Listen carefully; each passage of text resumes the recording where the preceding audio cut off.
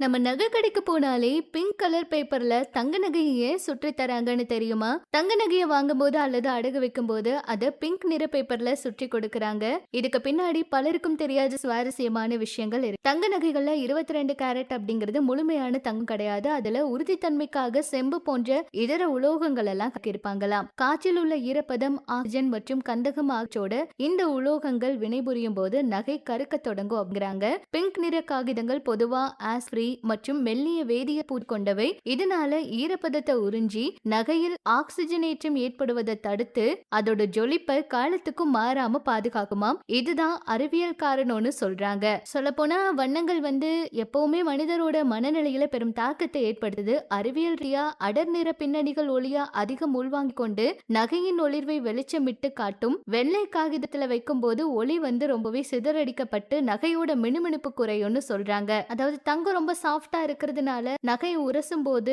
கீரல் எல்லாம் விழும். பிங்க் காகிதம் ரொம்ப மென்மையா இருக்கும். அதனால அதுல சுற்றி கொடுக்கறாங்களாம். இந்திய கலாச்சாரத்துல செல்வத்தின் அதிபதியான லட்சுமி தேவியின் அம்சமா கருதப்படுது பிங்க் மற்றும் சிவப்பு வண்ணங்கள். மங்களகரமானவைன்னு கூட சொல்றாங்க. ஆனா அறிவியல் ரீதியா இதுதான் உண்மைன்னு சொல்றாங்க. இவ்வளவு நாள இந்த விஷயம் உங்களுக்கு தெரியாம இருந்திருக்கும். இது பற்றி உங்களோட கருத்துக்களை ஷேர் பண்ணுங்க.